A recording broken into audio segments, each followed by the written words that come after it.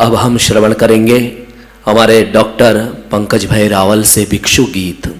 बड़ी ही प्यारी सुंदर सी कथा है श्रीमद् भागवत महापुराण की। सहना कैसे है साधक को, ये कथा हम सभी को सिखाती है। कभी कभी साधक को अपने विचारों को भी सहना पड़ता है, सहन करना पड़ता है। तो ऐसी दिव्यता से परिपूर्ण ये कथा है। हम विनती करते हैं, प्रार्थना करते हैं डॉक्टर पंकज भाई रावल से भिक्षु गीतम पर अपने विचार, शास्त्रीय विचार हम सभी के मध्य में रखें और हमें एक नया विचार प्रदान करें। डॉक्टर श्री पंकज भाई रावल।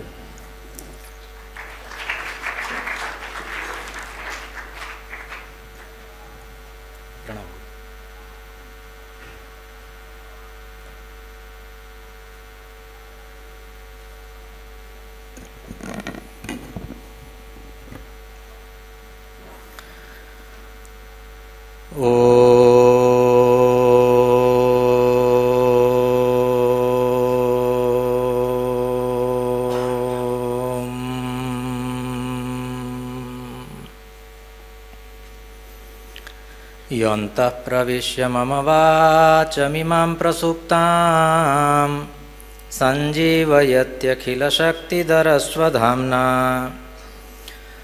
अन्यांश्च हस्तचरणश्रवणत्वगादीन् प्राणान्नमो भगवते पुरुषाय तुभ्यम्।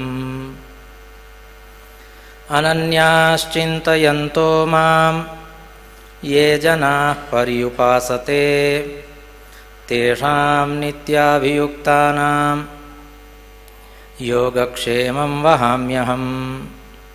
सदाशिवसमारम्भां शङ्कराचार्यमध्यमाम् अस्मदाचार्यपर्यन्तां वन्दे गुरुपरम्पराम्। गुरुर्ब्रह्मा गुरुर्विष्णुः गुरुर्देवो महेश्वरः गुरुः साक्षात् परं ब्रह्म तस्मै श्री गुरवे नमः। ओम शांति शांति शांति। परमश्रद्धेयाः परमपूज्याः सर्वकालस्मरणीयाः प्रभासतीर्थस्य अधिष्ठातारः प्रथमज्योतिर्लिङ्गः भगवन्तः श्री सोमनाथचरणः।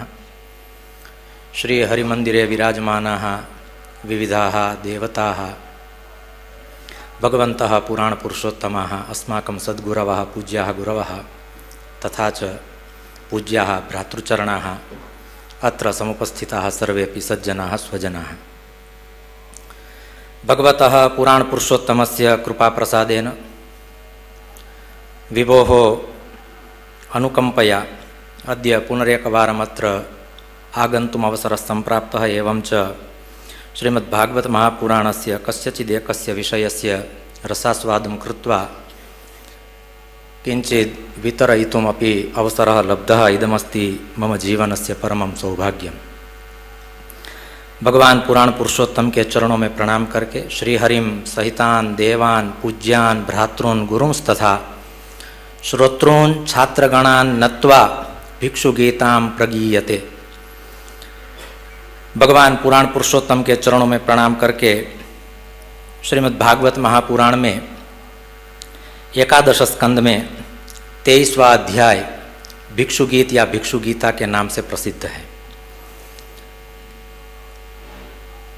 यहाँ जब कुछ श्रीमद् भागवत को केंद्र में रखकर कहना होता है तो स्वाभाविक हृदय में भीति होती है, क्योंकि साक्षात भागवत सन्मुख विराजमान होते हैं तो हमें भय लगता है। लेकिन एक पुष्पदंत का जो भाव था वही भाव हृदय में रखकर वाणी पवित्र करने का एकमात्र आशय है, ऐसा एक हृदय में भाव रखते हैं। शरीर से जब हम गाड़ी में बैठकर वेरावल से यहाँ आने के लिए निकलते हैं तो लगता है कि ये हमारा शरीर का तप है। चंचल मन जब भगवान श्री हरि के सन्मुख स्थिर हो जाता है तो लगता है ये हमारे मन का तप है। उसी तरह से पूज्य भाई श्री के समक्ष कुछ बोलना हो तो हमें लगता है ये हमारे वाणी का तप है। तो इसी तरह से श्रीमद् भगवद गीता में जो 3 तप कहे हैं उसमें से एक तप हम करते हैं और इस तप में वक्ता को कभी कभी ताप भी होता है। लेकिन एक हृदय में शुद्ध भाव हैं कि पूज्य भाई जी के समक्ष, भाई श्री के समक्ष वाणी पवित्र करने के ही आशय से कुछ बोलना है, या तो कुछ हम जो कुछ नया यहाँ यदि परोस सके हैं तो उनके ही कृपा प्रसाद से ये संभव हुआ है। श्रीमद् भगवद गीता और श्रीमद् भागवत महापुराण ये दोनों हमारे आराध्य ग्रंथ हैं। भगवान भगवत्पाद शंकराचार्य महाराज भी और जगतगुरु श्रीमद् वल्लभाचार्य जी भी, विशेष रूप से जगतगुरु श्रीमद् वल्लभाचार्य जी 4 प्रमाणों में से एक प्रमाण श्रीमद् भागवत महापुराण को भी देते हैं। वेदाः श्रीकृष्ण वाक्यानि ब्रह्मसूत्राणि चैवहि समाधि भाषा व्यासस्य प्रमाणम तच्चतुष्टयम्। इन चारों ग्रंथों को केंद्र में रखकर यदि हम कुछ कहते हैं, या तो हम जो कुछ भी कहते हैं उनमें संदर्भ के रूप में इन चारों ग्रंथों से कुछ न कुछ बातें को जोड़ते हैं, तो ही समझना है कि हमारी बात कुछ शास्त्र सम्मत है। तो ऐसी ही कुछ शास्त्र सम्मत बात यहाँ प्रस्तुत करने का एक विनम्र प्रयास कर रहा हूँ। एकादश स्कंद श्रीमद् भागवत की मुक्ति लीला है, और इस मुक्ति लीला में से एक पुष्प यहाँ समर्पित करने जा रहा हूँ, जिसमें अध्याय का प्रारंभ, हालांकि इस कथानक का प्रारंभ होता है 22वें अध्याय के 59वें श्लोक से। उद्धव जी कहते हैं, यथेव मनुबुद्धेयम वदनो वदतांवर सुदुस्सहमिमं मन्ये आत्मन्यसदति क्रमम। तत्व का, पुरुष और प्रकृति का उपदेश श्रवण करने के बाद आदरणीय श्री सहदेव भाई ने जो यहाँ कपिल मुनि को केंद्र में रखकर माता देवहूति का चरित्र व्यक्त किया, वो कपिल मुनि माने सांख्य शास्त्र के आचार्य, सांख्य शास्त्र के प्रणेता। उसी सांख्य शास्त्र की बात जब समाप्त होती है एकादश स्कंद के 22वें अध्याय में, तुरंत उसके बाद ये भिक्षु गीता का जन्म होता है। भगवान श्री कृष्ण जिसका गान पूरा जगत करता है, लेकिन वो भगवान श्री कृष्ण यदि कोई गान करे तो वो गान कभी सामान्य नहीं होता है। श्रीमद् भागवत के एकादश स्कंद को उद्धव गीता कहते हैं। उसमें भी हम 7वें अध्याय के 14वें श्लोक से उद्धव जी प्रश्न पूछना शुरू करते हैं, और स्कंधांत तक की जो यात्रा है उस पूरी यात्रा को हम उद्धव गीता कहते हैं। और उस उद्धव गीता के बीच में यह एक भिक्षु गीता आती है। जैसे श्रीमद् महाभारत में 42 गीता है, लेकिन हमें केवल भगवत गीता का ही अनुसंधान है। पूरे महाभारत में 42 गीताएं हैं, लेकिन केंद्र में भगवत गीता है, क्योंकि भगवान के मुख से निकली है, और ये भी गीता भगवान के मुख से ही निकली है। उद्धव गीता का एक भाग है भिक्षु गीता। भिक्षुक होना हमारे यहाँ 8वें स्कंद में बलिवामन चरित्र में ऐसा आता है कि यदि आपको शिक्षा भिक्षा में भी मिले तो एक बार ले लेनी चाहिए। तो भिक्षु गीता के माध्यम से यदि हमें कुछ सदुपदेश प्राप्त होता है तो वो भिक्षा भी उत्तम है। शास्त्रोक्त भिक्षा ये है। लेकिन इस भिक्षु गीता का जन्म कैसे हुआ, तो उद्धव जी कहते हैं कि इस पूरे जगत में संसार के बीच में रहना और फिर भी संसार का स्पर्श न होना, ये बोलना बहुत सरल है, लेकिन संसार में जब हम रहते हैं तो कभी कभी छोटे से व्यक्ति की बड़ी बातें भी हमें छू लेती है, और कभी कोई बड़े व्यक्ति की छोटी बातें भी हमें छू लेती है। और उसमें भी कोई यदि कटु वचन कह दे, कठोर वचन कह दे, क्लिष्ट वचन कह दे, जो वचन असह्य हो, तो उस समय में किस तरह से जिया जाए, इस संदर्भ में यह अध्याय में बहुत मार्गदर्शन करता है। इस अध्याय का स्वाध्याय जब हम कर रहे थे तब इन ऋषि कुमारों को भी केंद्र में रखकर थोड़ा सा एक विचार यह भी समुत्पन्न हुआ कि ये 62 श्लोक है इस अध्याय में, लेकिन अभ्यास क्रम में रखे जाएं ऐसे यह 62 श्लोक है, क्योंकि इन सारे श्लोकों में कहीं ना कहीं शरीर की बात आती है, कहीं ना कहीं मन की बात आती है, और कहीं ना कहीं धन की बात आती है। और पूरे संसार को चलाने के लिए कहीं ना कहीं हमारा शरीर कभी कभी मन के साथ धन में जुड़ जाता है। तो ऐसी परिस्थिति में हम क्या करेंगे? तो उद्धव जी भगवान से पूछते हैं कि हालांकि अध्याय का प्रारंभ बादरायणी करते हैं, श्री सुखदेव मुनि करते हैं। स एव माशं सित उद्धवेन भागवत मुख्येन दाशार्ह मुख्यः सभाजयन भृत्यवचो मुकुंदस्तमा बभाषे श्रवणीय वीर्यः। जिनके विषय में सुनना एक पराक्रम है, ऐसे पराक्रमी पुरुष भगवान श्री कृष्ण कुछ सुना रहे हैं। लेकिन कोई महापुरुष तभी सुनाते हैं जब हमारे प्रश्न में कुछ प्रश्नत्व हो। हमारे में कुछ विनम्रता, कुछ पात्रता हो, तब महापुरुषों को कुछ सुनाने का मन करता है। तो यहाँ भगवान कृष्ण भी उद्धव की सारी बातें, हालांकि उद्धव जी ने बहुत कुछ पूछा है, 7वें अध्याय से पूछना प्रारंभ किया है, लेकिन एक बात यहाँ स्पष्ट है कि उद्धव का चरित्र यदि हम पूर्ण रूप से देखें तो हमें अलग अलग जगह पर जब वो भगवान कृष्ण से कुछ पूछते हैं तो हमें लगते हैं कि ये जिज्ञासु है, क्योंकि उद्धव जी में जिज्ञासा अखूट भरी हुई है, जानने की इच्छा है, और उसमें भी तत्व जानने की इच्छा है। जिज्ञासा शब्द का भी वहीं प्रयोग होता है जहाँ जानने की कुछ इच्छा हो, लेकिन कुछ तत्व जानने की इच्छा हो, कुछ रहस्य जानने की इच्छा हो, कुछ ब्रह्म तत्व को जानने की इच्छा हो। ऐसी इच्छा को जब प्रश्न के माध्यम से प्रकट किया जाए तब वहाँ जिज्ञासा शब्द का प्रयोग होता है। तो श्रीमद् भागवत में 11 स्कंद में उद्धव जी जिज्ञासु है, लेकिन ये पूरा जो चरित्र है, ये जो पूरा गीत है, जब सुनते हैं तो लगता है कि यहाँ उद्धव जी लोक कारुण्य से ये प्रश्न पूछते हैं। अपनी जानने की इच्छा को केंद्र में रखकर कुछ पूछना और जगत के बहुत सारे प्रश्नों को एक ही प्रश्न में सम्मिलित करके कुछ पूछना, इससे पता चलता है। कभी कभी महापुरुष से संवाद करते हैं तो सुनने वाले को कभी ये लगता है कि इन दोनों की तो लौकिक बात चल रहे हैं और हम इन दोनों महानुभावों को तो अलौकिक समझ रहे हैं, लेकिन उनकी लौकिक बात पूरे लोक को अलौकिक जगत में ले जाने के लिए कुछ ना कुछ तात्पर्य इसमें छिपा होता है। वो जो जान सकते हैं, मान सकते हैं, स्वीकृत कर सकते हैं, ऐसा परिचय महापुरुषों का होता है, तभी यह संभव है। तो यहाँ के जो उद्धव हैं वो बाकी उद्धव से अलग है, जिज्ञासु है लेकिन साथ में लोक कारुण्य है, और इस आशय से उन्होंने प्रश्न किया है। और श्रीमद् भागवत की यह एक अनूठी बात रही है कि जब भी कोई प्रश्न करता है, चाहे वो शौनक आदि ऋषि सूत पुराणी को प्रश्न करते हो, चाहे वेद व्यास जी नारद जी को प्रश्न करते हो, चाहे युधिष्ठिर नारद जी को प्रश्न करते हो, चाहे राजा परीक्षित सुखदेव जी को प्रश्न करते हो, चाहे उद्धव जी भगवान श्री कृष्ण से प्रश्न करते हो, प्रश्न होने के तुरंत बाद प्रश्न का पहले एक बार तो बहुत अच्छी तरह से सभाजन किया जाता है, प्रश्न की प्रशंसा होती है। यहाँ भी कहा है सभाजयन भृत्य वचो मुकुंदस्तमा बभाषे श्रवणीय वीर्य। उद्धव के प्रश्न की प्रशंसा करने के बाद भगवान कुछ कहना शुरू करते हैं। क्या कहते हैं? श्री भगवान उवाच बारहस्पत्य। संबोधन की अभी बात की है। कभी कभी ये भी मन करता है कि श्रीमद् भागवत में किसने किसके लिए क्या संबोधन प्रयोग किए हैं और किस परिस्थिति में किस प्रसंग में क्या संबोधन किए हैं। कभी कभी संबोधन से भी बहुत कुछ किया जाता है, कहा जाता है। ये एक शक्ति है, शब्द की भी शक्ति है। बारहस्पत्य, आप तो बृहस्पति के शिष्य हो, हालांकि ये तद्धित रूप है। बृहस्पति के शिष्य बारहस्पत्य सवैनात्र साधुर्वे दुर्जनैरितैहि दुरुक्तिर्भिन्नमात्मानं यस्समाधातुम् ईश्वरः।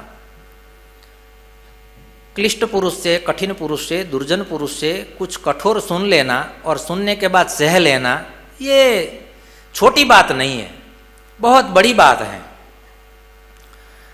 दुर्जन, हालांकि यहाँ एक संस्कृत की सूक्ति तो पूरी काम में नहीं लगती है, शठे शाठ्यम समाचरित, ये बात यहाँ कभी भी लागू नहीं हो सकती है। दुर्जन के साथ आप दुर्जन बन जाते हैं तो सज्जनता है कि नहीं, वो एक प्रश्नार्थ चिन्ह बन जाती है। तो यहाँ भगवान कहते हैं कि कभी दुर्जन के मुख से क्लिष्ट वचन निकल जाएं और उन क्लिष्ट वचन को जो सह लेता है, सहना भी सरल नहीं है, क्योंकि सहने से ही साधना कितनी परिपक्व हुई है वो पता चलता है। आप कितना सह सकते हो, इससे पता चलता है कि आपकी साधना कहाँ पहुँची है, किसको आप सह सकते हो। तो यहाँ भगवान कहते हैं दुरुक्तेर भिन्नम आत्मानम, कठिन वचन से जिनका हृदय विदीर्ण हो गया हो और फिर भी जो अपने आप को संभाल लें, हालांकि क्लिष्ट हैं, हम सबका ये अनुभव रहा है। और यहाँ तो हमें ये बात अवश्य समझनी चाहिए, क्योंकि यहाँ सहने वाला सुदामा भी है और आज यहाँ सहने वाला एक भिक्षु भी आया है, और दोनों अवंती में पढ़ के आए थे। भगवान कृष्ण ने जो बात रखी है वो दोनों अवंती के ब्राह्मण थे। यहाँ भी बात आगे आएगी कि ये जो हम बात कर रहे हैं वो अवंती नगरी में, उज्जैन नगरी में रहने वाले किसी एक भिक्षुक की, किसी एक द्विज की यहाँ बात हम कर रहे हैं। लेकिन दोनों द्विज में यदि कोई एक विशिष्टता है, विलक्षणता है, तो वो यही है कि सुदामा के लिए ब्रह्म वित्तमः और इसके लिए वित्त ब्रह्म। सुदामा के लिए उनके परमात्मा वित्त थे और इसके लिए अपना वित्त जो है वो ब्रह्म था। दोनों परमात्मा कह रहे हैं मैं अवंतिका में जब था, उज्जैन में जब था, तब मुझे ऐसे विविध द्विजों का भी परिचय और संसर्ग हुआ है, ऐसा नहीं है। न तथा तप्यते विद्ध पुमान बाणेषु मर्मगैः यथा तुदंती मर्मस्था यसताम परुषेश वह। कठिन सुन लेना, वो हृदय कितना कठोर है, कितना मजबूत है, कितना चौड़ा है, 56 की छाती ऐसे ही नहीं कहलाती है। कभी कभी ऐसे कठोर वचन को सुनने के बाद यदि हम धीर रह सकते हैं तो हम वास्तव में वीर हैं। दिग्विजय करना कोई विजय नहीं है, मनोविजय करना वो विजय है। इस बात को पुष्ट करने के लिए यह भिक्षु गीता है। तो यथा तुदंती मर्मस्था, जैसे ही यहां से एक श्लोक सहदेव मुनि ने कहा था कि आहुस्तस्याभिषेकाय विसृष्टस्य वनाय च नमया लक्षितस्तस्य स्वल्पोप्याकार विभ्रमः, उसी तरह से एक बात आती है वहाँ प्रतिमा नाटक के अंतर्गत कदाचित आती है। शरीरे रिप्रहरति हृदय स्वजनस्तथा कस्य स्वजन शब्दों में लज्जाम उत्पादयिष्यति। हमारे शरीर पर जो प्रहार करते हैं वो शत्रु होते हैं, लेकिन जो हमारे हृदय पर प्रहार करते हैं वो हमारे स्वजन होते हैं। उनको पता होता है कि इसकी दुखती हुई नस कौन सी है। गुजराती में एक वाक्य है, हालांकि एक शब्द है पथारी फेरववी। એ જ લોકો આપણી પથારી ફેરવી શકે છે જે જાણતા હોય આપણે પથારી ક્યાં કરીએ છીએ। तो यहाँ कठोर वचन को सुनने के बाद भी किस तरह से स्थिर रहा जा सकता है, ऐसे उद्धव का प्रश्न है जिसका समाधान भगवान कृष्ण कर रहे हैं।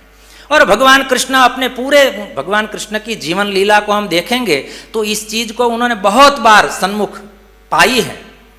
कंस के मुख से कुछ सुना हो, शिशुपाल के मुख से कुछ सुना हो, और फिर भी स्थिर रहे हो। स्थिर रहने वाला व्यक्ति स्थिर रहने की बात कर सकता है। तो भगवान कृष्ण का अपना एक अनुभव है, अनूठा अनुभव है, तब जाके वो उद्धव से कहते हैं ऐसा स्थिर रहना सरल नहीं है। वो स्थिर रह चुके हैं। भगवत गीता में स्थित प्रज्ञ शब्द सबसे पहले भगवान कृष्ण ने दिया है, तो वो पहले स्थिर रहे हैं, बाद में दिया है। कहा है और फिर रहे हैं ऐसा नहीं है, रहे हैं फिर कहा है। तो ऐसे यहाँ कठोर वचन को सुनने के बाद भी कैसे स्थिर रहा जा सकता है, इस विषय में भगवान कृष्ण कहते हैं कथयन्ति महत्पुण्यम इतिहासमिहोद्धव तमहम वर्णयिष्यामि निबोधसु समाहितः। इसके लिए तुझे अपना मन और बुद्धि पूर्ण रूप से स्थिर करना पड़ेगा, तब जाके तू ये मेरी बात समझ पाएगा। और श्रीमद् भगवत गीता में, श्रीमद् भागवत में बार बार यह बात आती है। मन और बुद्धि इन दोनों का इतना बड़ा आतंकवाद है, इतना बड़ा विघ्न है कि बार बार वो बीच में आ जाता है।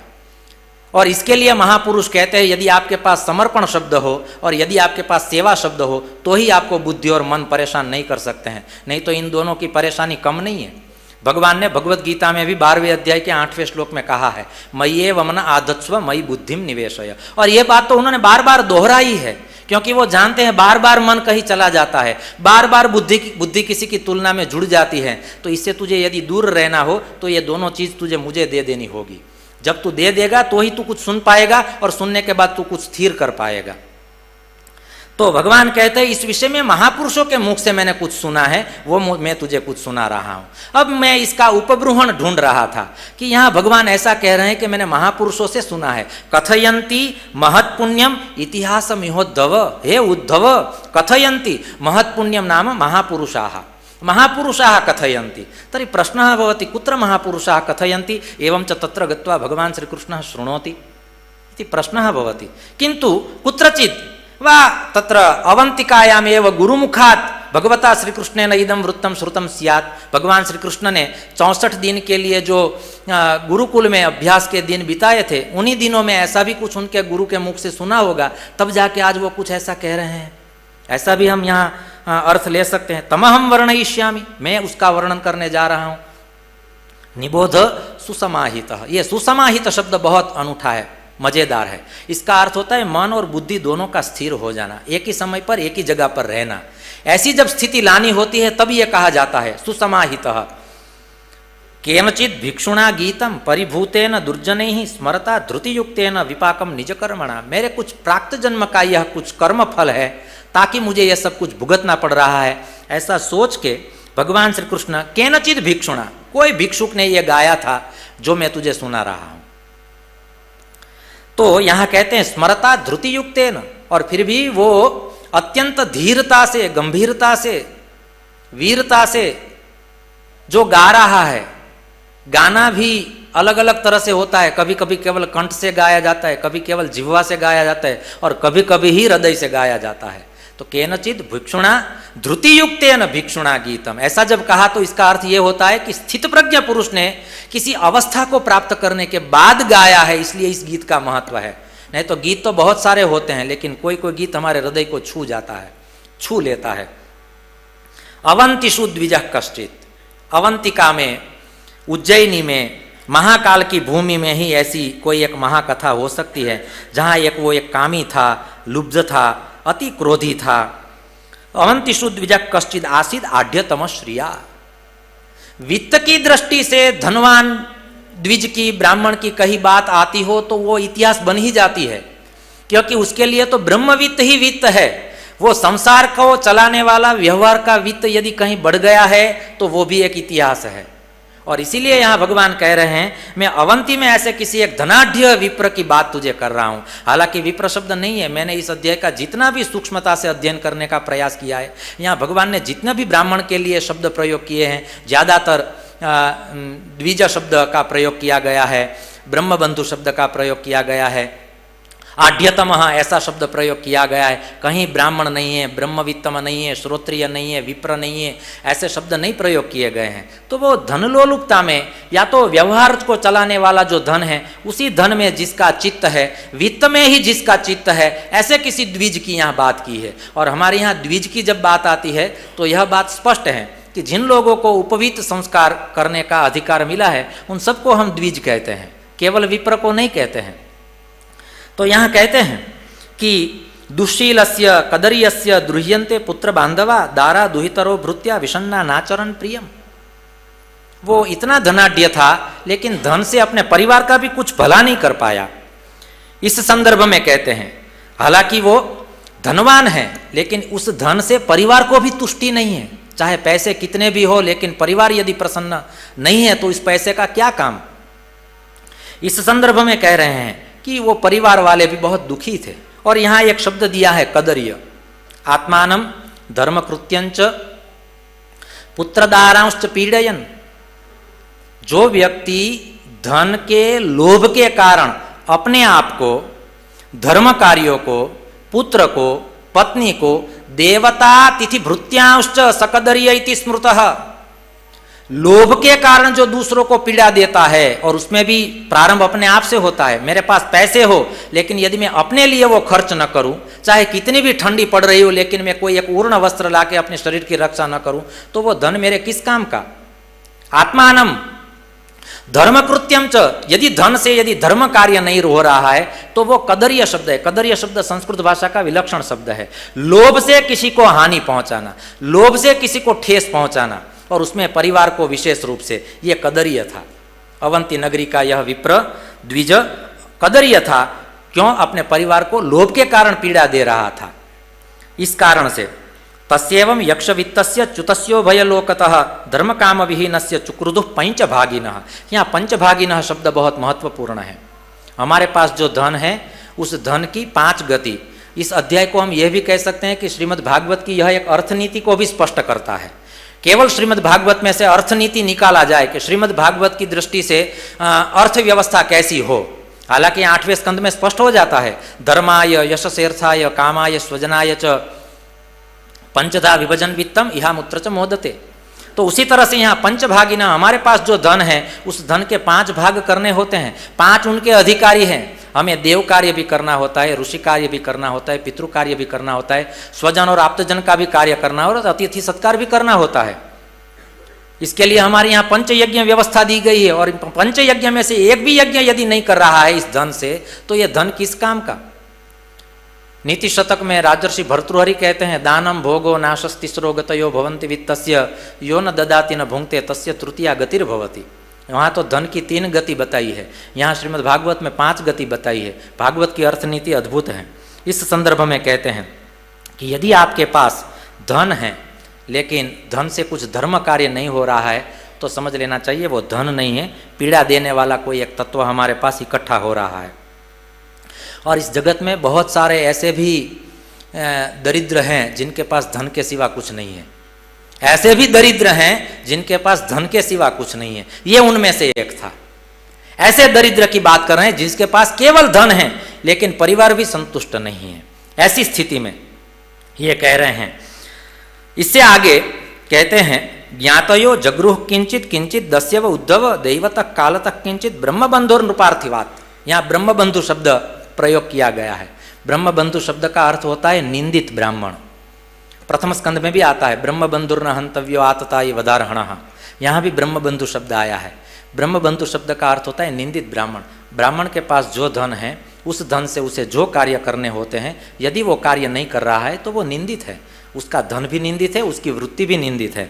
ऐसे द्विज को केंद्र में रखकर भगवान कह रहे हैं सएवं द्रविणे नष्टे धर्म काम विवर्जितः उपेक्षितश्च स्वजनैश्चिंता माप दुरत्ययाम। एक स्थिति ऐसी आई कि पूरे परिवार ने उसकी उपेक्षा कर दी। पहले परिवार अपेक्षा कर रहा था, अब उपेक्षा कर रहा है। क्यों? क्योंकि वो तो नहीं मिल रहा है, उसका धन भी नहीं मिल रहा है। वो तो अपने परिवार को समय नहीं दे रहा है, लेकिन पैसे से भी कुछ परिवार को सुख नहीं मिल रहा है। भगवत पाद इसी बात को कहते हैं नष्टे द्रव्य कह परिवार। जब पूरा धन नष्ट हो जाता है तब हमें पता चलता है कि कौन हमारा परिवार है। आपके पास जब प्रभाव होता है तब आपके पास बहुत सारे लोग होते हैं, लेकिन जब अभाव होता है तब पता चलता है कि कौन हमारे अपने हैं। तो इस परिस्थिति में भगवान कह रहे हैं, ऐसी परिस्थिति में कोई एक पंच यज्ञ के अधिकारी देवता जब रुष्ट हो गए, नाराज हो गए, खिन्न हो गए और सारा धन चला गया, तब उसके हृदय में एक वैराग्य का उदय हुआ।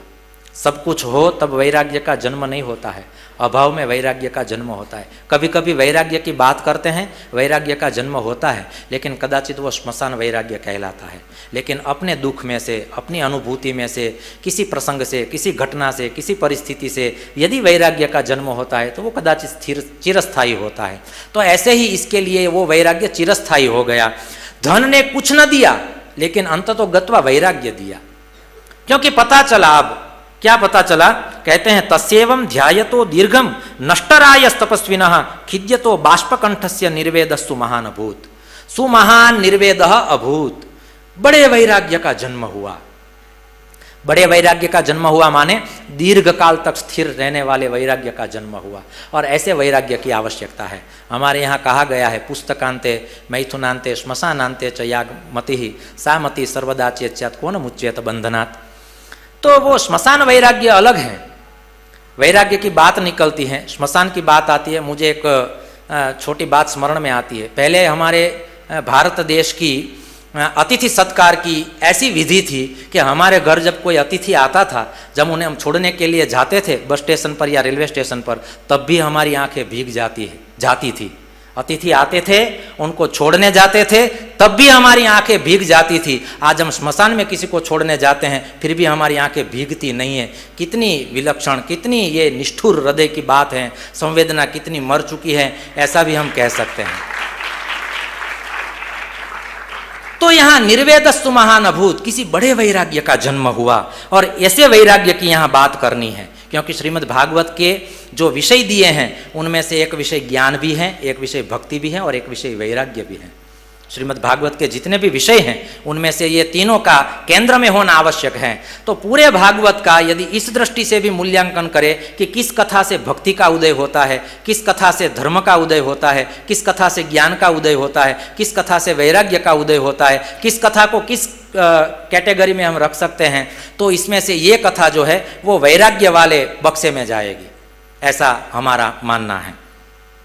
यहाँ कहा है सचाहेद महो कष्टम वृथात्मा मेनु तापितः न धर्माय न कामाय यस्यार्था यास ईदृशः।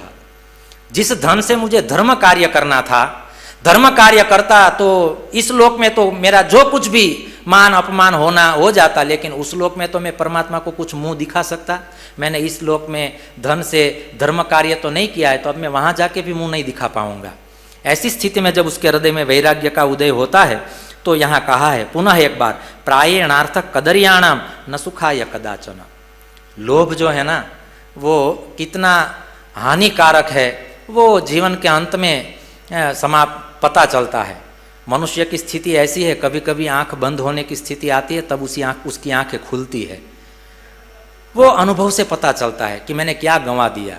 यहाँ ये द्विज ये कह रहा है कि मैंने अपने लोभ के कारण परिवार को भी बहुत दुख दिया है, न केवल परिवार को, आत्मानम अपने आप को भी मैंने बहुत दुख दिया है। और यहाँ तो ये कहा है कि जैसे शरीर पर कोई एक कुष्ठ रोग का चिन्ह हो तो वो पूरे शरीर की शोभा को बिगाड़ता है यदि दिखता हो तो उसी तरह से जो लोभ है ना वो मन का कुष्ठ रोग है, ऐसा यहाँ कहा है। यशो यशस्विनाम शुद्धम श्लाघ्याये गुणिनाम गुणाः लोभः स्वल्पोपितान हंति श्वित्रो रूपम इवेप्सितम। कुष्ठ रोग के लिए यहाँ शब्द प्रयोग किया गया है श्वित्र, कुष्ठ रोग। हालांकि बात थोड़ी अलग है, लेकिन ब्रह्म वैवर्त पुराण का आश्रय लेके हम अवश्य ये कहना चाहेंगे कि समाज में यदि इस रोग से कोई पीड़ित हो तो वहाँ शास्त्र में एक उपचार दिया है। आप सफ़ेद वस्तु का दान करते हैं तो कुष्ठ रोग की पीड़ा से आप मुक्त होते हैं, ऐसा ब्रह्म वैवर्त पुराण का एक वचन है। कुष्ठ रोग की बात निकली तो ब्रह्म वैवर्त पुराण याद आया। अर्थस्य साधने सिद्धे उत्कर्षे रक्षणे व्यये नाशोपभोग आयास त्रासस चिंता भ्रमो नृणाम।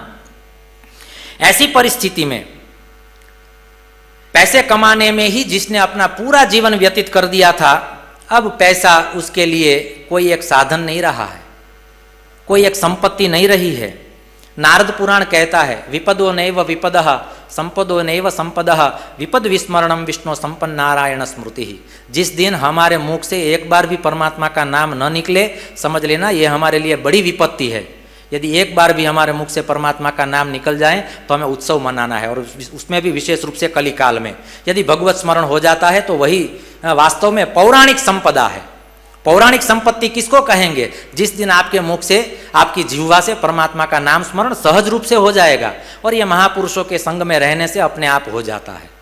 जैसे सेट किया हुआ अलार्म उसी समय पर बजता है, उसी तरह से महापुरुषों के साथ बैठे हो तो हमारा शरीर यंत्र बन जाता है और हमारी जीवा अलार्म की तरह बजने लगती है और वो हरिश्चरणम करने लगती है।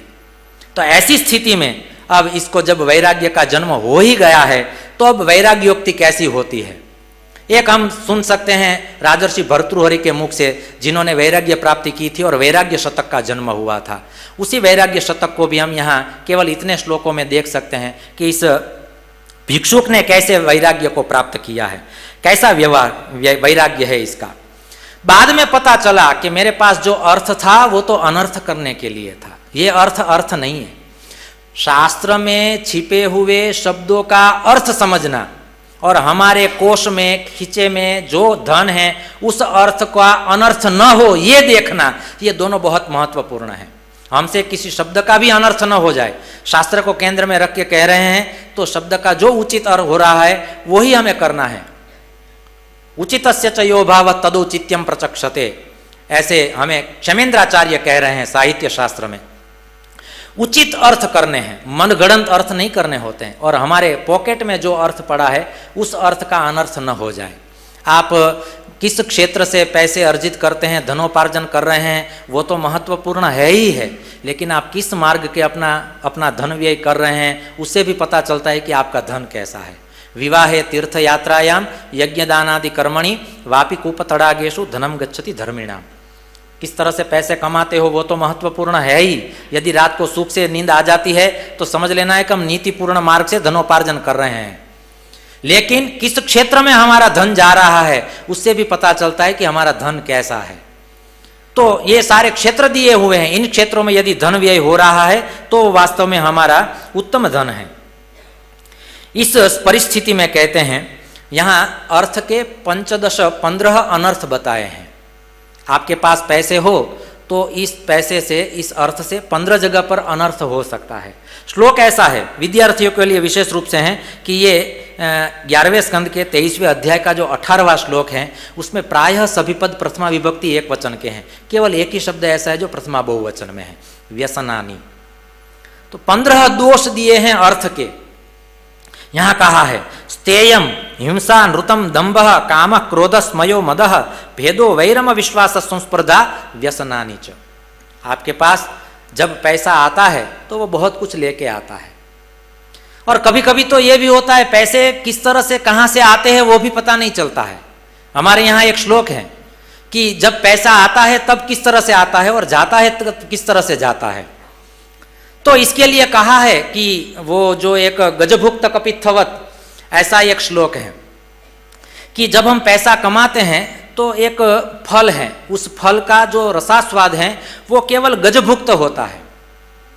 हाथी जो है वो जिस फल को खाता है पूरा का पूरा फल होता है।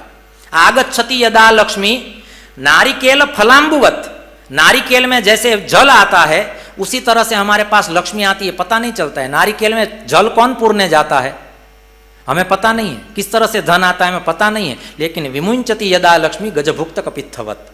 लेकिन जब हम वो धन छोड़ते हैं, त्याग करते हैं, तो वो गजभुक्त कपित्थवत, कपित्थ फल है, જેને ગુજરાતીમાં કોઠું કહેવામાં આવે છે। એ હાથી આખે આખું કોઠાનું ફળ ખાઈ જાય અને એને તોડે નહીં, એની અંદર રહેલો સાર છે એ એમ નામ હોય અને પછી પાછો એ હાથી જ્યારે મળ ત્યાગ કરે ત્યારે આખે આખું કોઠું બહાર નીકળે, એને તમે તોડો તો અંદર કંઈ રસતત્વ ના રહ્યું હોય, તો કેવી રીતના એ અંદરનું રસતત્વ હાથી ગ્રહણ કરી જાય છે।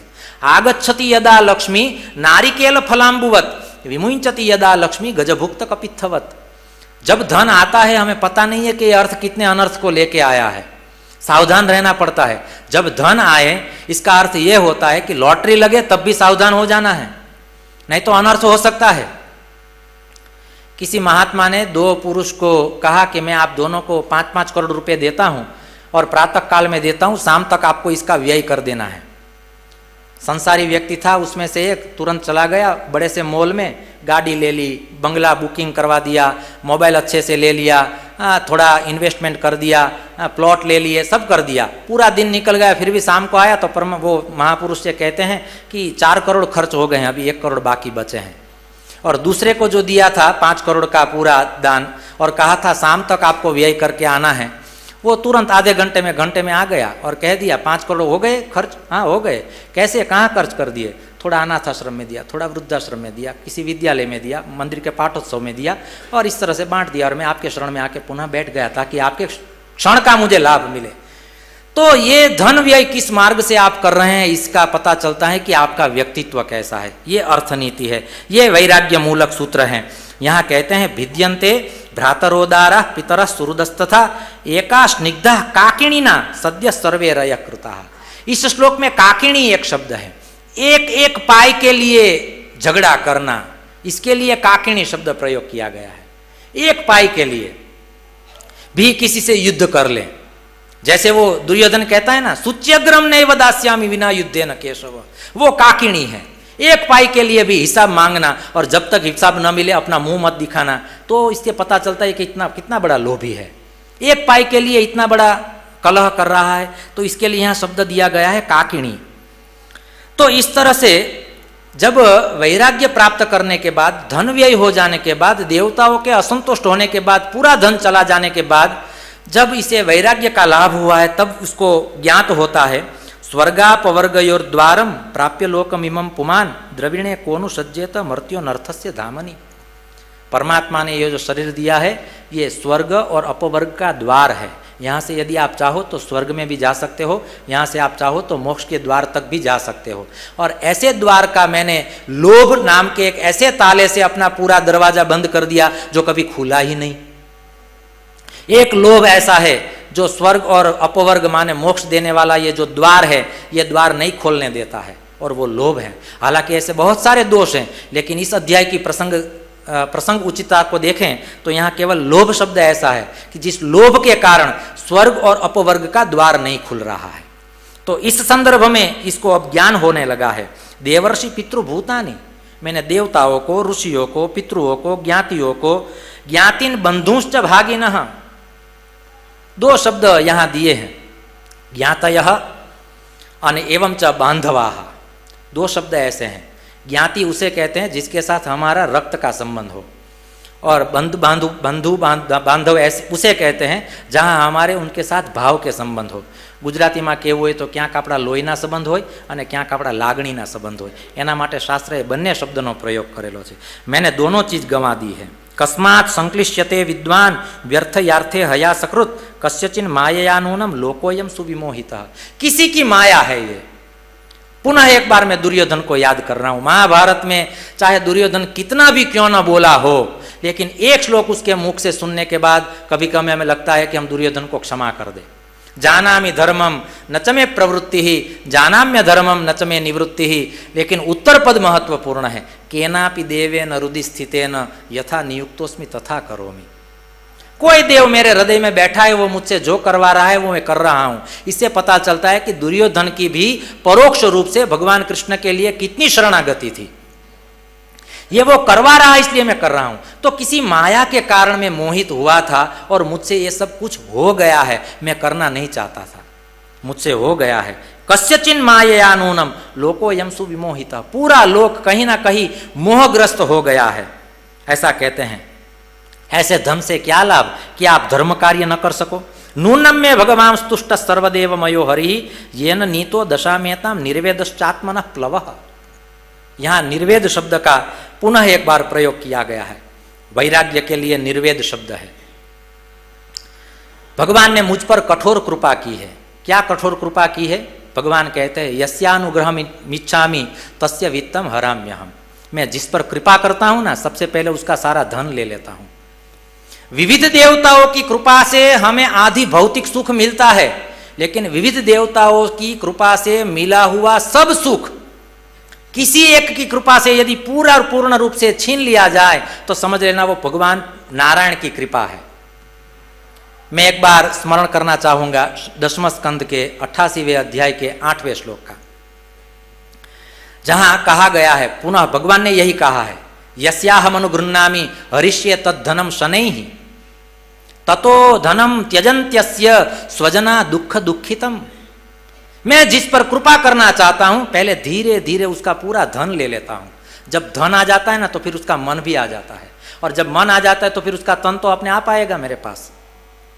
तो धन परमात्मा को इसीलिए देना है ताकि हमारे यहाँ आचार्य चरण जी ने पुष्टि संप्रदाय में इसीलिए वित्तजा सेवा कही है कि वित्त देते देते आपको पता न चले आपने कब चित्त दे दिया।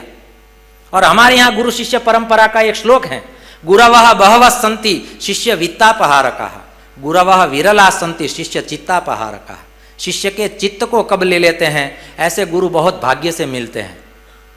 ये जगत गुरु भगवान श्री कृष्ण कह रहे हैं कि मैंने इसलिए तेरा वित्त ले लिया है क्योंकि मैं तुझे लेना चाहता हूं। और भगवान जब जिसे लेना चाहते हैं पहले उसके वित्त को ले लेते हैं, क्योंकि वित्त ले लेने के बाद तो परिवार अपने आप दूर हो जाएगा। परिवार कहेगा अब इसका क्या काम है, नष्टे द्रव्ये कः परिवारः ज्ञाते तत्वे कः संसारः। तो परिवार भी चला जाएगा, और परिवार जब चला जाएगा तब तेरा वो वैराग्य दृढ़ हो जाएगा, अब तू मेरी चरण में स्थिरता से बैठ सकेगा। तो यहाँ कहा येन नीतो दशामेताम निर्वेदश्चात्मनः प्लवः। अर्थ से कितना अनर्थ होता है, लेकिन बहुत बड़े अनर्थ से परमात्मा ने मुझे बचा लिया है। इस बात को स्पष्ट करने के लिए वो कह रहा है कि इसलिए परमात्मा ने मेरा सब धन ले लिया है। मैं अपने आप को भाग्यशाली समझता हूं। और एक बात समझ लेनी चाहिए, जिस व्यक्ति के केंद्र में मात्र धन है, समझ लेना उसकी अधोगति निश्चित है। केवल धन को केंद्र में रखकर जो व्यक्ति जीवन जीता है उसकी अधोगति निश्चित है। शास्त्र में कहीं भी ऐसा नहीं आता है केवल धन को केंद्र में रखने वाले किसी व्यक्ति ने अपनी ऊर्ध्वगति की हो या तो पाई हो। यहाँ यही बात स्पष्ट होती है। श्री भगवान कहते हैं आगे, सचचार महिमेताम संयतात्मेन्द्रिया नीलह भिक्षार्थम नगर ग्रामा नसंगो लक्षितो विशत।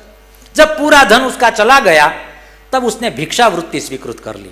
अब वो द्विज जो है वो भिक्षुक बनने जा रहा है, उसका रूपांतर हो रहा है। वित्त जब चला जाएगा तब आपका चित्त कहाँ जाता है, सबसे पहले उससे पता चलता है कि आगे की यात्रा इसकी कैसी रहेगी। वित्त था तब तो मानो जैसा ही था वैसा था, लेकिन अब वित्त नहीं रहा है तो वो कहाँ जाता है, किस मंडली में अपना नामांकन करवाता है, इससे पता चलेगा कि आगे की यात्रा उसकी कैसी होने जा रही है। तो यहाँ कहते हैं कि अब वो भिक्षा वृत्ति ग्रहण करने जा रहा है। जो पहले सभी लोगों को लोन पे धन देता था, आज वो किसी के घर जाके भिक्षा मांग रहा है। कैसी स्थिति, परमात्मा कैसे कैसे दिन दिखलाते हैं। ये संसार परिवर्तनशील है, इसका यह एक उदाहरण है। पहले जो वो सबको धन बांटता था या तो देता था, ब्याज से देता होगा, वो आज किसी के घर जाके भवति भिक्षांदेही कर रहा है। और शास्त्र कहता है कि उन्होंने त्रिदंडी भिक्षा ग्रहण की। त्रिदंडी भिक्षा का अनूठा एक महत्व है। त्रिदंडी भिक्षा किसको कहते हैं? त्रिदंडी भिक्षा माने क्या? त्रिदंडी भिक्षा में शरीर, मन और वाणी, ये तीनों भगवत समर्पण कर देना, इसी को त्रिदंडी दीक्षा या तो शिक्षा कहते हैं। तो त्रिदंडी शिक्षा जो है, त्रिदंडी जो संन्यास है, इसमें यह कहा गया है कि ये तीनों चीज यदि आप भगवत सेवा में लगा देते हैं तो फिर आपकी सहनशीलता वृक्ष से भी ज्यादा बढ़ जाती है। गुजराती में पुनः एक बार, मातृभाषा है ना, बार बार आ जाती है, जे धीरज धरी सके छे ये धार्यु करी सके छे। यदि आपके पास धैर्य है तो आप जो चाहोगे वो कर सकोगे, लेकिन आपके पास पूर्ण रूप से धृति होनी चाहिए। यहाँ धृति का भी महत्व दिया है। केवल श्रीमद् भगवद गीता के 18वें अध्याय का एक श्लोक यहाँ संदर्भ के रूप में दिया है। धृत्या यया धारयते मन प्राणेन्द्रिय क्रिया योगेनाभ्यभिचारिण्या धृति सा पार्थ सात्विकी। हे पार्थ, हे अर्जुन, इसे सात्विक धृति कहते हैं। केवल एक धीरज से बड़े अनर्थ से ये बच गया। संकट के समय में जिस समय धैर्य रखना हो उसी समय यदि हम धैर्य गंवा दे तो बहुत बड़ा अनर्थ हो सकता है, लेकिन केवल उतने समय के लिए हम धीरज को बनाए रखेंगे, हम इतिहास लिख सकते हैं। इसीलिए कहा है जे धीरज धरी શકે છે એ ધાર્યું કરી શકે છે। અને ક્યારેક એવું થાય છે, ધીરજના ફળ જ્યારે મળવાના હોય ને ત્યારે જ ધીરજ ખૂટી જતી હોય છે। ये भी एक परमात्मा की परीक्षा है। ऐसी परिस्थिति में यदि हम धीरज रख सकते हैं तो हम वास्तविक रूप में धीर है, वीर है। तो यहाँ कहते हैं कि अब वो भिक्षा मांगने के लिए निकल गया है, और जब वो भिक्षा मांगने जाता है तब समाज में उसकी कैसी अवदशा हो रही है वो यहाँ वर्णन देखे हमारी आंखें भीगी हो जाएगी, अश्रुपूर्ण हो जाएगी। 5वें स्कंद में जड़भरत ऋषभदेव जी जब भिक्षा मांगने के लिए निकलते हैं और लोगों के द्वारा जितने भी वो प्रताड़ित होते हैं फिर भी वो अपनी धीरज बनाए रखते हैं, शांत और सौम्य मूर्ति बनाए रखते हैं। उसी तरह से नर्मदा परिक्रमा जब होती है उस समय नर्मदा की जो परिस्थिति लोग करते हैं परिक्रमा करते करते वक्त, कभी कभी नदी में थूकते हैं, कभी कभी वहाँ शंका निवारण कर देते हैं, कभी वहाँ कचरा कर देते हैं, जो भी करते हैं, गए हैं वो यात्रा करने के लिए और अनर्थ करके आ जाते हैं। बस उसी तरह से यहाँ वो भिक्षा मांगने निकलता है और बहुत सारे लोग बहुत कठोर वचन कहते हैं, ये चोर हैं, सन्यासी का ढोंग कर रहा है, इसका कोई दंड ले लेता है, कोई वस्त्र ले लेता है, कोई पात्र ले लेता है, परिवार को कहीं का नहीं छोड़ा, ऐसे ऐसे वचन कहते हैं। लेकिन केवल एक धीरज को वो बनाए रखता है। उस समय बहुत प्रतिक्रिया देने का मन करता है, लेकिन कहता है नहीं, यदि कुछ प्रतिक्रिया दूंगा तो पुनः कुछ कर्म बंधन में बंधा जाऊंगा, अभी मुझे धैर्य रखना है। और ऐसी परिस्थिति में यदि हम धीरता रख सकते हैं तो वो परमात्मा का कृपा प्रसाद है, गुरु जी का अनुग्रह है। विकट परिस्थिति में यदि हम स्थिर रह सके तो समझ लेना ईश्वर हमारे निकट हैं। विकट परिस्थिति में यदि हम स्थिर रह सके तो समझ लेना या तो परमात्मा के हम निकट है या तो परमात्मा हमारे निकट है। हम परमात्मा के निकट या परमात्मा हमारे निकट। तो इसी तरह से बहुत परेशान करते हैं। कोई शठ कहते हैं, कोई कहते हैं ये तो ढोंग कर रहा है, कोई कहते हैं इनके पर विविध त्याग कर रहे हैं, थूक रहे हैं, विसर्जन कर रहे हैं, बहुत यहाँ थोड़ा विभत्स रस है। लेकिन उस परिस्थिति में भी वो स्थिर रहना जानता है। एवं स भौतिकम दुखम दैविकम दैहिकम चयत। वो जानता है कि कदाचित ये मेरा आधिदैविक दुख होगा, आधि भौतिक दुख होगा, आध्यात्मिक दुख होगा, मुझे दुख को पार करना है। आधि भौतिक दुख से यदि निकलना हो तो शास्त्र के पास एक शब्द है, वो है संतोष। यदि जगत की भौतिक संपदा को देखकर भी आपके हृदय में लोभ का जन्म नहीं होता है, आप स्थिर रह सकते हैं, तो समझ लेना कि आपके पास संतोष है। और एक संतोष शब्द आपको आधि भौतिक दुख से बचा सकता है। उसी तरह से आधिदैविक का और आध्यात्मिक का, हालांकि आध्यात्मिक दुख उसे कहते हैं जिसमें कुछ शारीरिक दुख हो। तो शास्त्र में जिस तरह से मनुष्य की दिनचर्या बताई है उस तरह से यदि हम दिनचर्या का निर्वहन करते हैं तो हम आध्यात्मिक दुख से बच जाएंगे। युक्ताहार विहारस्य युक्त चेष्टस्य कर्मसु युक्त स्वप्नावबोधस्य योगो भवति दुःखः। तो आध्यात्मिक दुख से बचने के लिए भी हमारे पास उपाय शास्त्र ने दिए हैं। लेकिन उसी तरह से आधिदैविक दुख से बचने के लिए तो केवल परमात्मा का कृपा प्रसाद, केवल महापुरुषों की छत्र छाया हमारे पास होना अत्यंत आवश्यक है।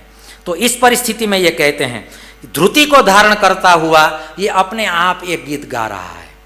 ये जो भिक्षु गीत है वो वास्तव में वैखरी में नहीं है।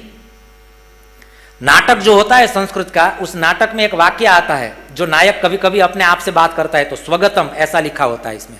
यह भिक्षु गीत के जितने भी श्लोक हैं, हालांकि 16 श्लोक हैं, ये 16 के 16 श्लोक जो है वो आत्मगतम है, वो भिक्षुक अपने आप से बात कर रहा है।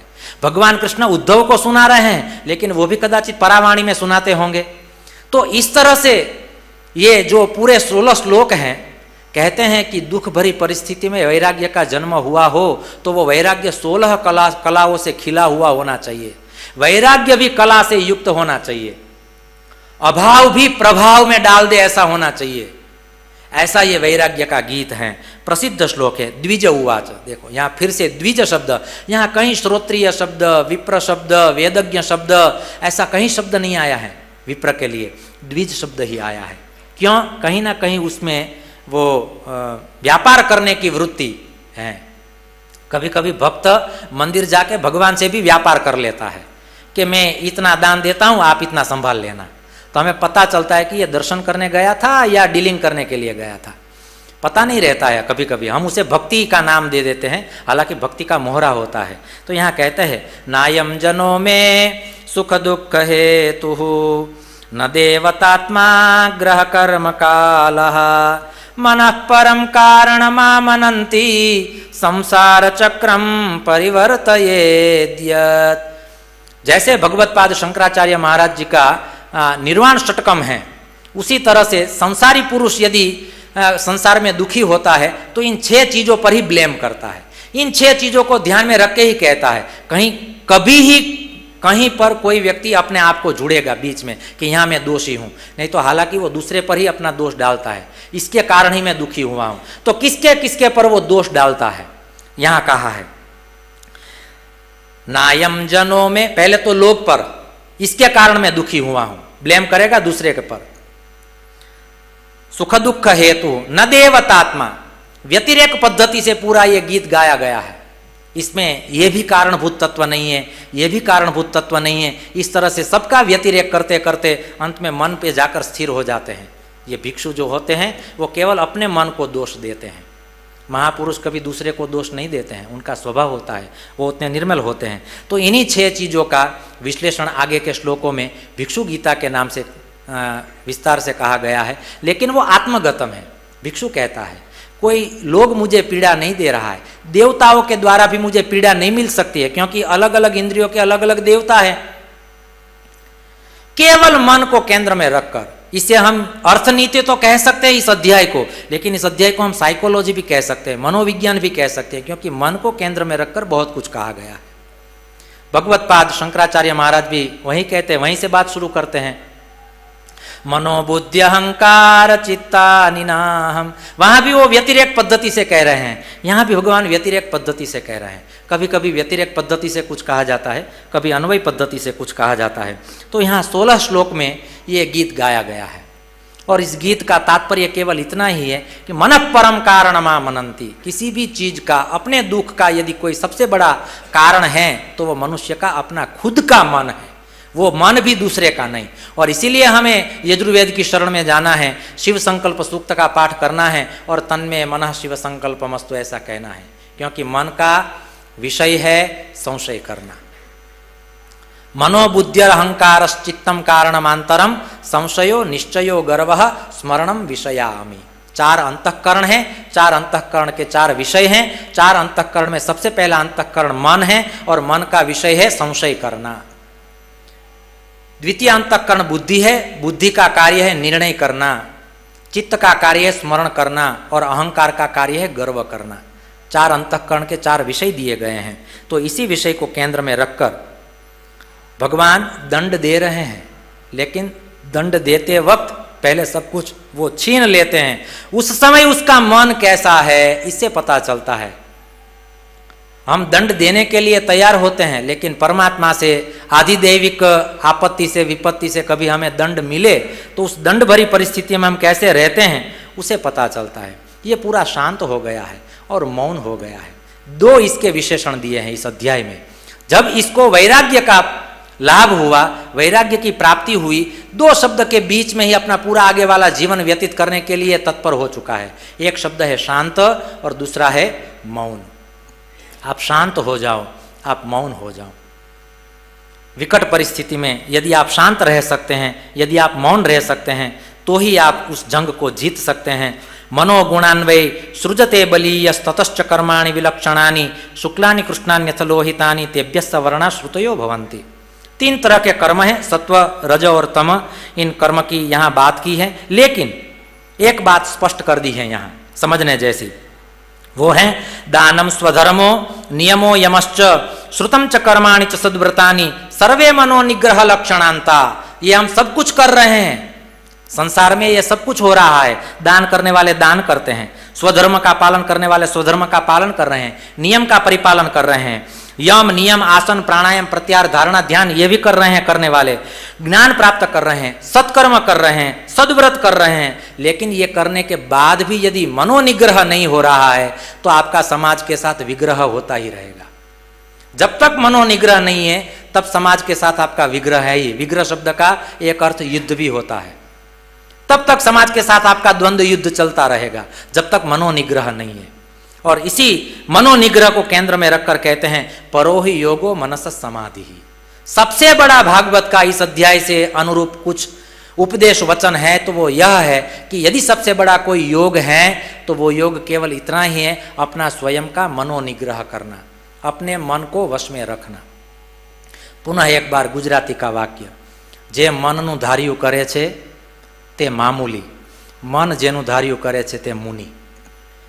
મન જો આપણા કહ્યામાં હોય તો આપણે મુનિ છીએ, મનના કહ્યામાં આપણે હોય તો આપણે મામૂલી છીએ। सर्वे मनोनिग्रह लक्षणांतः परोहि योगो मनस समाधि।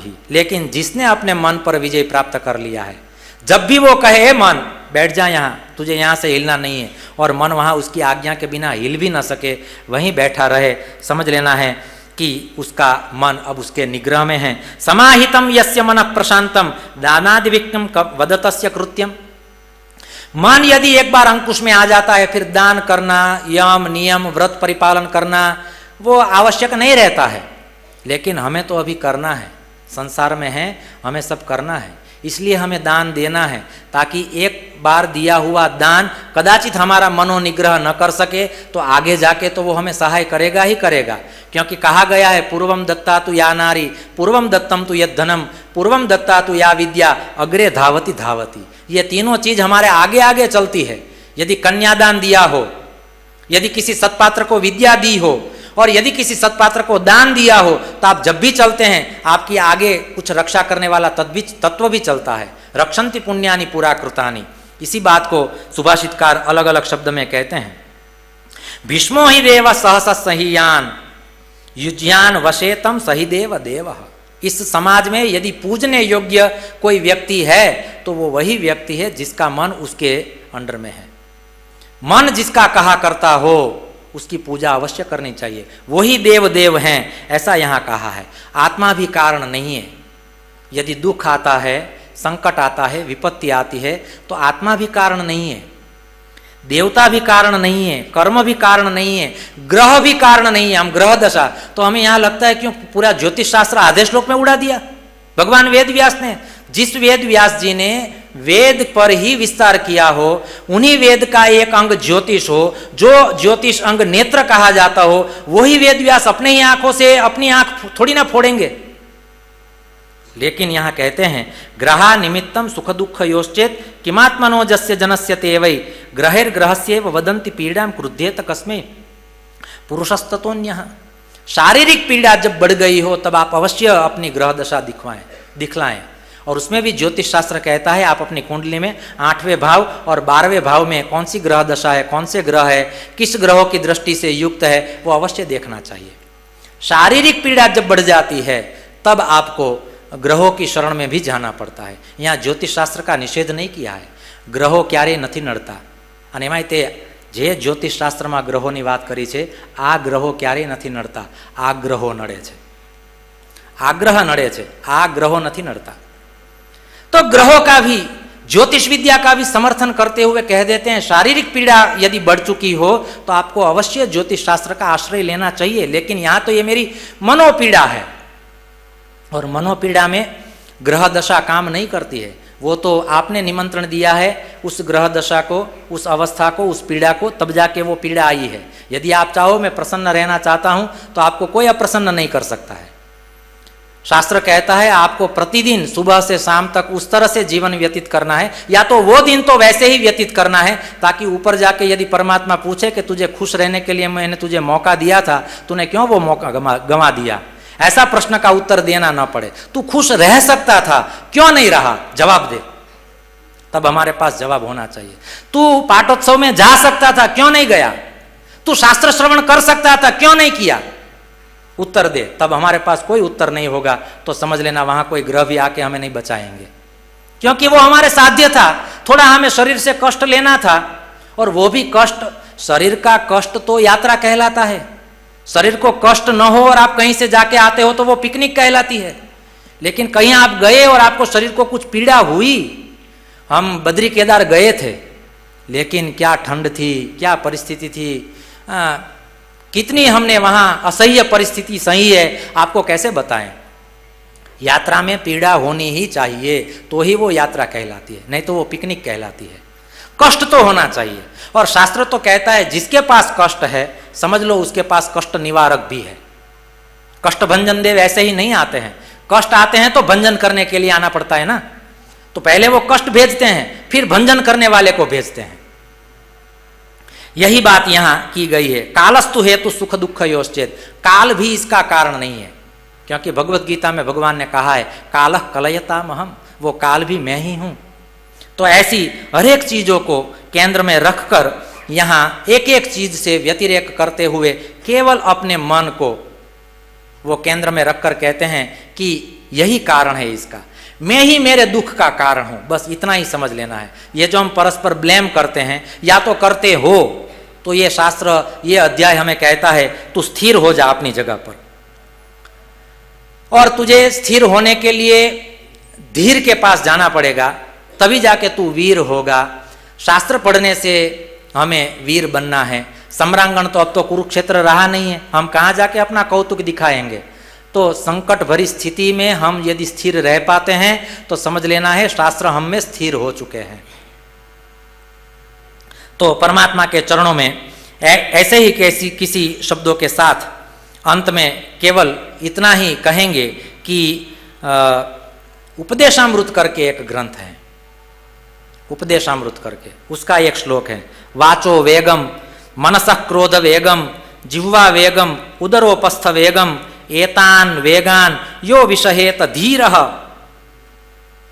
सर्वोपमीमां पृथ्वीं सशिष्यात्। केवल यह एक श्लोक थोड़ा स्पष्ट करके हम अपनी बात को विराम दें। वाणी से यदि वेग आ रहा हो, कठोर वचन सुनाने का मन करता हो, और उस वेग को हम पकड़ के रखे, नहीं, यह वचन अभी यहां नहीं निकालने हैं। मनसः वेग, मन का कोई आवेग आया हो और उसे हम पकड़ के रखे, क्रोध उत्पन्न हुआ हो और हम पकड़ के रखे। जिसको शास्त्र का बोध हो जाता है वो कभी नहीं करता है क्रोध, जिसे हो जाता है बोध वो कभी नहीं करता है क्रोध। जिह्वा वेगम, जीभ को मन करता है मैं कुछ स्वादिष्ट खा लूं आज, और उस वेग से वो बच जाए तो समझ लेना वो डायबिटीज से बचने की पूर्व तैयारी कर रहा है। जिह्वा वेगम उदरोपस्थ वेगम एतान वेगान यो विषहेत धीरः, इन सारे वेगों से जो बच जाएं समझ लेना पूरी पृथ्वी को वो अपना शिष्य बनाने का सामर्थ्य रखता है। परमात्मा अपनी कृपा से और महापुरुषों के चरणों में बैठकर ऐसा ही हमारा कुछ मनोनिग्रह हो, हमारा मन हमारे अंकुश में हो, ऐसी ही केवल परमात्मा के चरणों में प्रार्थना करके पुनः पुनः पूज्य भाई श्री के चरणों में दंडवत प्रणाम करते हुए अपनी इन बात को विराम देता हूँ। धर्मस्य विजयो भूयात् अधर्मस्य पराभवः प्राणिनां चैव सद्भावः भूयाद् विश्वस्य मंगलम सर्वे भवन्तु सुखिनः सर्वे सन्तु निरामयाः सर्वे भद्राणि पश्यन्तु मा कश्चित् दुःखभाग् भवेत्। ओम तत्सत्।